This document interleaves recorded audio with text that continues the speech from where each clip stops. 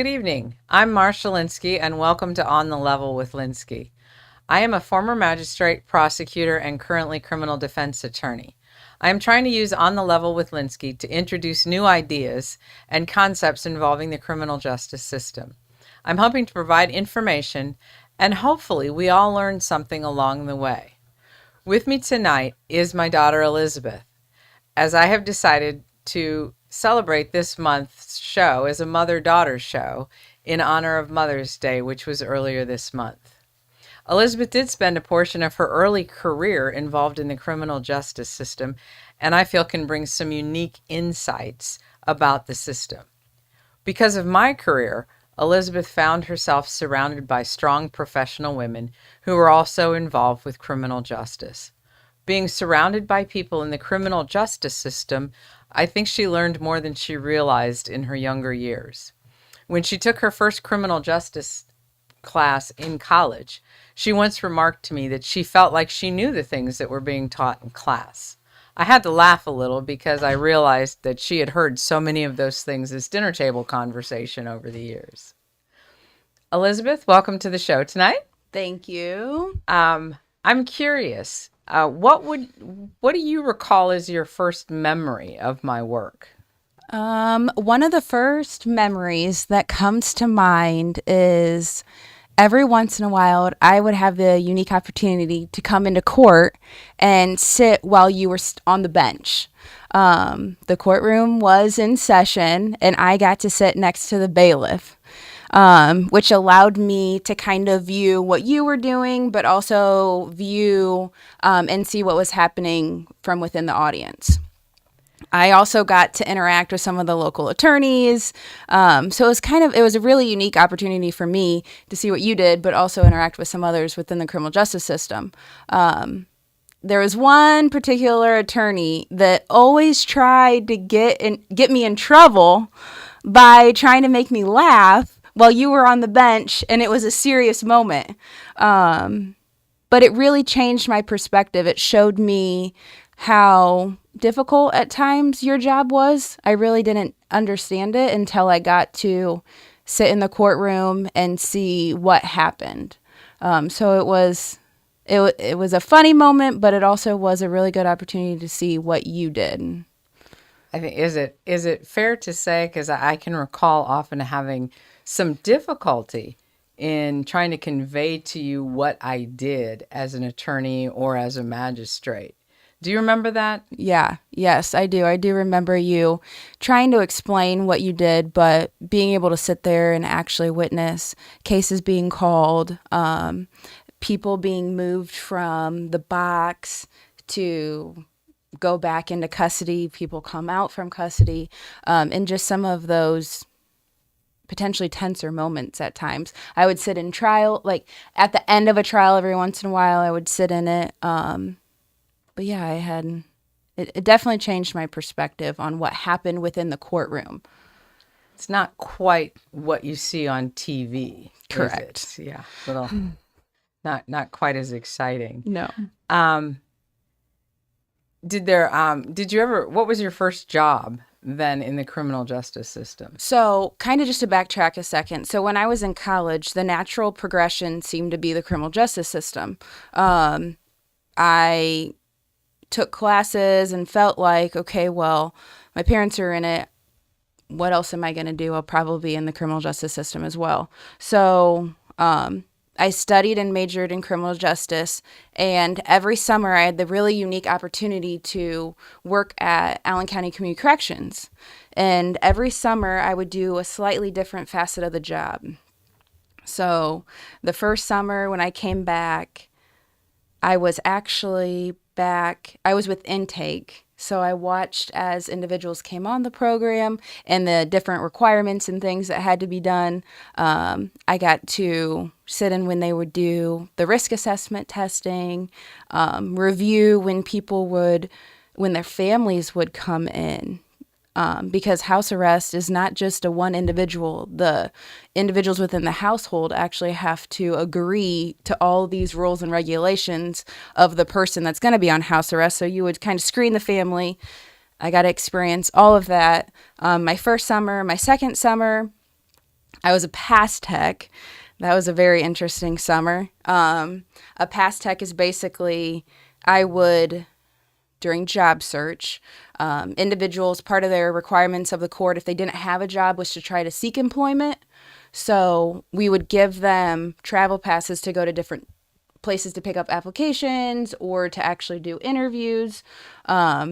I guess so everybody understands when Allen County Community Corrections runs the home detention program. Yes. And if somebody is on home detention as a condition of probation or for an executed sentence, they have to have permission from community corrections or their case manager to go out and look for a job or to go to work, to go to school, to do all those things. They have to give you a schedule and let people know where they're going and when they're going to be at. Correct. I mean, as it said, home detention, you are really home unless you are doing those things that the court approves, the classes, work, job searching, going to your place of employment, different kinds of classes or meetings that you might have to attend. But yeah, that was an interesting summer. So as a pass tech, you would then be responsible for if somebody came in and said, I need to go look for a job. Yes. Would you have to give them permission? Did you also have to set time limitations for how long they could be gone? So I would allow them to go. We didn't really do any screening prior to. We, of course, would trust the fact that the individual said they had a job interview. But you would only be allowed so many hours. And it also depended on how you traveled. So if you were traveling by car, you wouldn't get as long as if you were traveling by bus. And so there were time parameters and things of that nature. But that was my second summer. My third summer, I was actually, I helped with the case management. So the case management is actually those that help to monitor the individuals on home detention. There's different levels of case management. There's those that actually go to court. There's some that do the sex offenders. There's and then kind of the basic level of house arrest where you might not have as long of a stay, like 30, 60, 90 days, something of that nature. You mentioned earlier about risk assessments, doing these risk assessments. Did that risk assessment play into sometimes the role of case manager? How often you saw somebody, what limitations they had on them? Correct. Yes. Yeah. Lower risk offenders, we didn't have to monitor as closely as those that were higher risk offenders. And some of the classes and programs and things weren't exactly the same due to their risk level. But then ultimately, after my graduation, I came back and I was a case manager. But being able to work in the different areas as I kind of grew, it really helped me. And it's actually changed my perspective when I go into a place of employment, because I really try to get a full picture of how the organization works, because I was very successful, I feel, by taking that approach initially. They really opened my eyes on how to truly learn the organization that you go to work for. How did you feel about that experience? Did you ever run into any people that you knew, either as coworkers or coming into the system? So one of the things that ultimately kind of deterred me from continuing, I was able to get my master's and go on and do other things, but one of the things deterred me was kind of the jaded perspective I started to have on the world. I really did not like that. I felt at times I was judging people based on the population that I was working with, and I didn't like that. It was hard for me because I really wanted to try to judge. I didn't want to judge in that way. I wanted to kind of look at people with, I used to say rose-colored glasses, but I wanted to give them the best shake before. But I shared a story with you earlier. I feel like there was a time when I was a pass tech where looks kind of, I was fooled, perhaps. I thought initially the look of this person would have resembled someone like myself. And I did not realize that their background was so deep. And they were actually on a pass. They called and said, "Hey, I got this unique opportunity. They want to interview me on the spot." I'm like, awesome. They followed all the rules. They called. They got additional time. And then I found out that they actually committed a crime while on that pass. And it really hurt me. I felt lied to. I felt betrayed. I felt hurt. I felt like I really messed up. And it wasn't anything that I did, but I just hated that feeling that I had. And it's just part of the experience, then I think it would be fair to say is it's really important, even when you've been in the criminal justice system for a while, to remember to take on people as individuals and not kind of judge them as part of a group. Absolutely. I think one of the as you were telling that story, I remembered one time you told me you had studied sign language some in college too, and there was an individual in the lobby, and everybody thought he was throwing gang signs. Yeah. Because that was something that people were paying particular attention to. Yeah. What was he in fact doing? He was trying to sign. He was trying to sign. It wasn't. And yeah, that was initially pursued as gang signs when all actuality it was just trying to spell his name or something. So it can be easy in a circumstance, you kind of judge what you see and judge certain actions because of some of the environment, and you don't really look at the detail of what's going on. Yeah, and again, that was one of the things that I felt as a case manager, I had the ability to control because I could look at each individual that I had in front of me and try to understand who they were and work with them. But I felt like the justice system in total, it still can have some jaded perspective. And again, it was just something that I kind of wanted to step away from. And I also stepped away because I felt at times that I was like in your shadow, not in a bad way, but there was comments made like you only got that opportunity because of who your mom was. And so I wanted to set out on my own and prove to myself that I could be successful in a career other than something within the criminal justice system. So kind of ventured into a new path.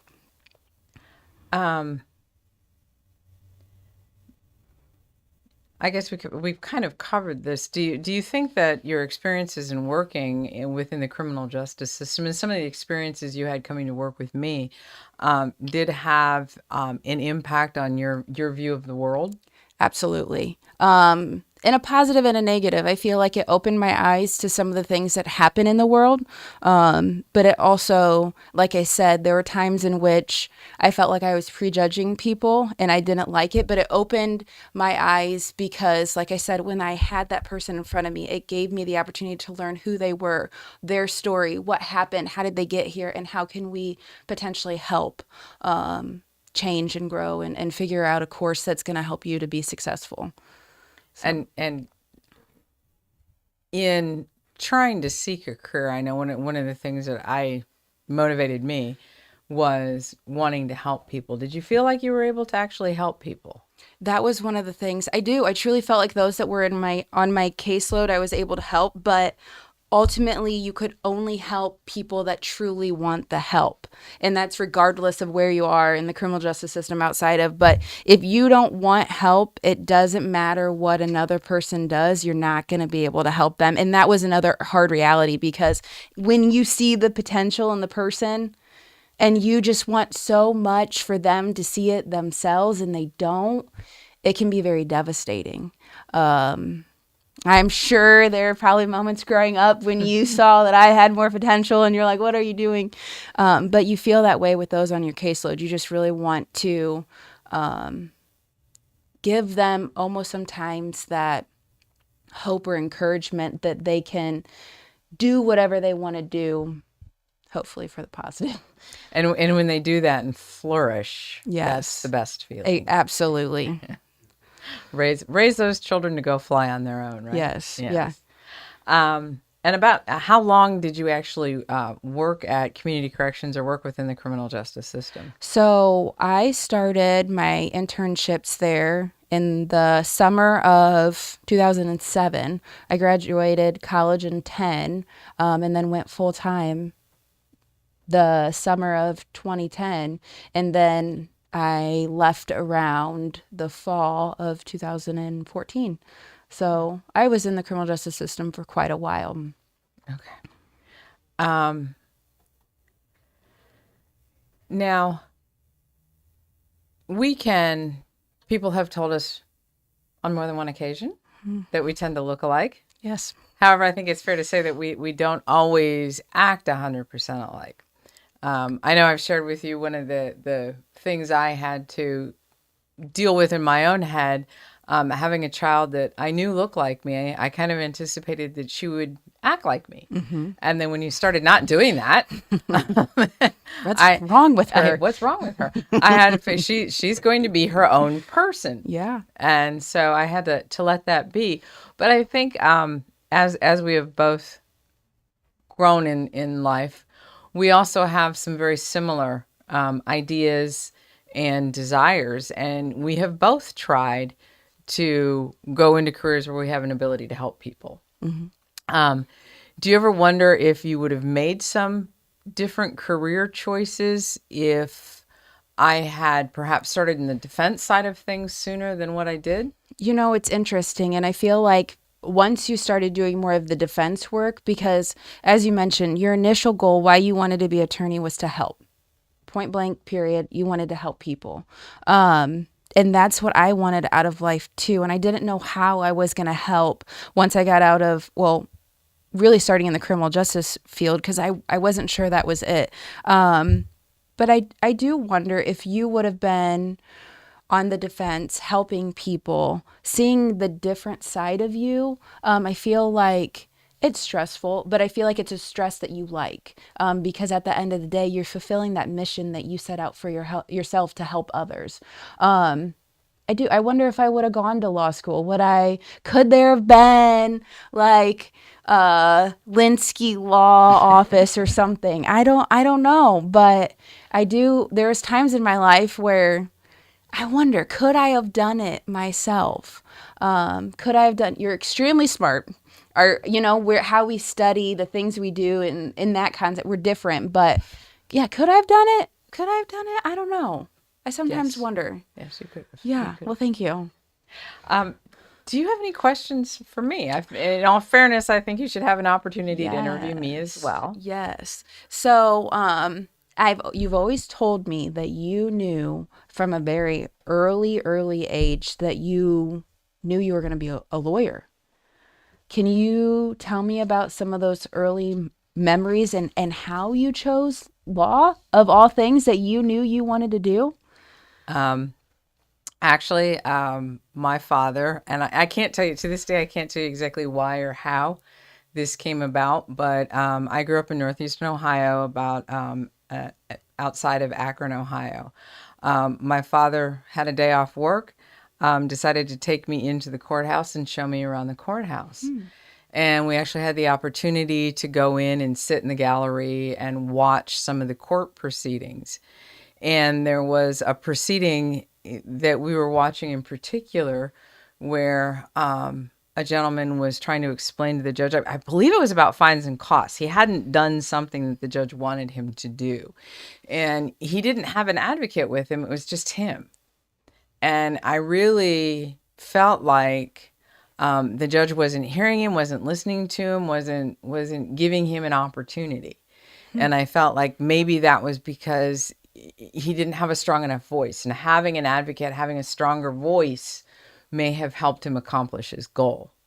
So I decided that I wanted to be that voice for people and to help them navigate through the system. What made me in seventh grade think I was the one who could navigate the system, I can't tell you that answer either, but I decided that was my goal, and I stuck with it. Through the years, I knew I kept a focus on maintaining grades through school. I knew I couldn't, let that slide. And through college early on, I went to the law center, pre-law, asking them what would be my best major. Fortunately, there wasn't anything in particular, so I got to kind of pick and choose there. But I kept a focus on wanting to go to law school and was able to accomplish that goal and get through and pass the bar exam. And I did have some wonderful opportunities. I floundered a little bit fresh out of law school, and then met Judge Gull, who we saw in another show about the drug court program. She was working at the prosecutor's office at the time, and I would talk with her about her experiences in trial and in the courtroom, and it really kind of set a fire off inside of me. And I decided I want to do that. I want to be in the courtroom. I want to be that trial lawyer. And the prosecutor's office gave me that opportunity, and I was able to help people get through the system, the victims. Get through the system, so that it did have its rewards at the prosecutor's office. Magistrate, unfortunately, got to be a little distanced, where I didn't feel as connected to people and being able to help people. Now that I'm back out as a defense lawyer, I feel like I can make a difference. I can truly help people. Not everybody, unfortunately. People dig themselves into some pretty deep holes, and it can be kind of hard. Hopefully, try to give them the courage to get through that particular situation, come out the other side a better person. Yeah. I told you this. It really, it astonishes me that from the seventh grade until current time, you maintained your goal. I mean, you achieved it, of course, but you haven't changed. You've changed within the criminal, but you've always been, I find that fascinating. Anymore, I feel like my generation, we skip around. It might be a lateral move, but you're moving jobs, careers. I mean, 5 years is sometimes a long time at a job, and to think that you've been in the criminal justice system, we won't say how long, but it's great. I think it's awesome. Oh, thank you. Going back a little bit, how do you feel like law school prepared you for your first job as a prosecutor? That's kind of an interesting question, because law school, in fact, I was kind of having this conversation with a younger woman at the office today. Law school teaches you a way to think, teaches you a kind of logic. Law school prepares you for a lot of stress. It prepares you to kind of put your head down and get through. Not always pay attention to what other people are saying is the appropriate way to accomplish a task. Because you get a lot of people in law school who I spent 75 hours writing this paper. Well, I got mine written. So then you start tearing yourself up because you didn't spend 75 hours, but they don't necessarily do better in school than you do. Right. So some of it's just learning how to navigate through the world and through the system. The other side of that coin is each courtroom, each judge, each county is its own little system and own little unique methodology for doing things, and law school can't prepare you for that. Yeah. That's something you learn once you get into the job. Once you start getting comfortable going to the different areas and being challenged by a different judge, I feel keep you sharp and on your feet. Yeah. The aspect of challenging stress and helping to navigate stress and different things, I feel like that's something we can all take, or maybe just me. But better understand how to deal with stress. Some days better than others. Yeah. So you talked about a few of you've kind of hit on all of them: prosecutor, magistrate, and defense. What would you say is your favorite position that you've been in? I would kind of give it a tie. I would have to say defense, although prosecutor, I did feel like I was doing good. I was helping people. I had some victims that I became close with. I had some things go on with some friends, and I was able to help them, and that was very rewarding. As a defense attorney, just being able to reach out. I've gotten to a point in my career, I've been around downtown long enough. There are a lot of people who know my name, know my reputation. Having a good reputation, having a good name is very, very rewarding, and makes me feel good, makes me feel like I have accomplished that goal that I set out to do, to actually help people and hopefully make the world a slightly better place. So kind of to that point, your name, you are well known within Allen County, the criminal justice system. How can that pose its own challenge? It creates a certain level of expectations, and I try to live up to those expectations, but sometimes I almost feel like I'm expected to work miracles, and certain things about certain cases I can't change. The facts of what the facts are are going to be the facts. Yes, as a lawyer, we can always wordsmith things, put a little bit of a spin on things, but at the end of the day, certain facts are just going to be the facts, and you have to live with that and work within those parameters. Getting the best outcome, I feel, is maybe not always what sometimes the expectations are, because they're greater than what ends up being the reality of the situation. And that can be challenging. Indeed challenging. You can't Yes. change the law Can't change the law. No, no. as much as you might As want much to. as you might want to. Yeah. So, yeah. Yeah. So, we talked about challenges. What was one of the biggest accomplishments? What's something that you're proud of that you were able to accomplish over? You said help friends here and there, but was there a big case that you won? Was there, where you felt like all the odds were stacked against you? Gosh, that's a difficult question. Um, I have a lot of moments that I'm proud of. I'm proud of helping people. I've truly seen some amazing things along the way.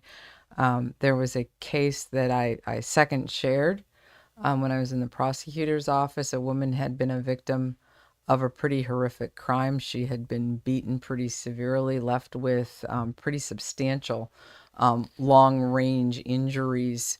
The case took a long time to get to trial for a variety of reasons. The defendant had some other cases in other jurisdictions, which created some challenges for our office at the prosecutor's office. This woman's determination to see the case through to the end, the strength that she showed for what she had been through, is something that was always truly amazing for me.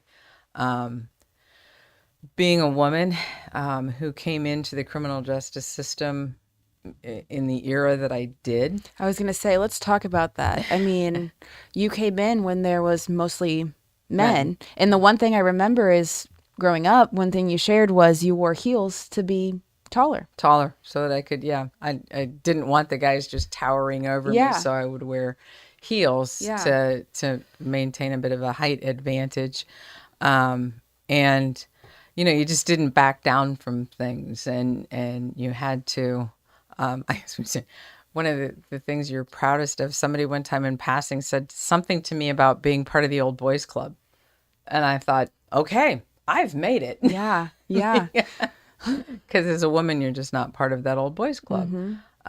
So yeah, it's given me some great opportunities, provided me some great challenges. Being in trial as a defense attorney, I don't win as often as I used to with the prosecutor's office. Winning is a good feeling, but like I said, along the way, I help guide people through a system that is often so alien to them. And that in and of itself can be a reward. Yeah. Well, we thank you, women. Thank you for, being strong enough to go through some of those early times. Because I'm sure that there were a lot of men out there that weren't probably the kindest, that tried to kind of get you to back down at times. Sometimes I was fortunate, and I was fortunate to be able to share those individuals with you. There were some other women at the prosecutor's office who were very strong. I still have a picture from the newspaper Yeah. of four of us. And I was able to have that kind of support and camaraderie. And I try to share that with younger lawyers and younger women in the field. And I'm glad that I was able to show you that strength of women, to give you a jumping off place as well. No, I appreciate it. I know time is ticking down. The last question, which you really kind of already just hit on, answered. In short, looking back at your career, would you say that you fulfilled your lifelong goal of helping others? I'd like to think that I have, yes. And I hope I have. I hope that's the reputation and legacy that I leave as well. I would say that you have. Seeing you in some of the different facets, I don't remember quite as much as the prosecutor, but I would say that you invest your whole self into these cases, and you truly try to give it your all. And it's not easy a job, but you do your best every day. And Thank you. yeah, Thank and you. I know it's not easy. So, but Okay. Thank you for being with us tonight. I hope you've enjoyed the show. This is On the Level with Linsky. Thank you and good night. There we go.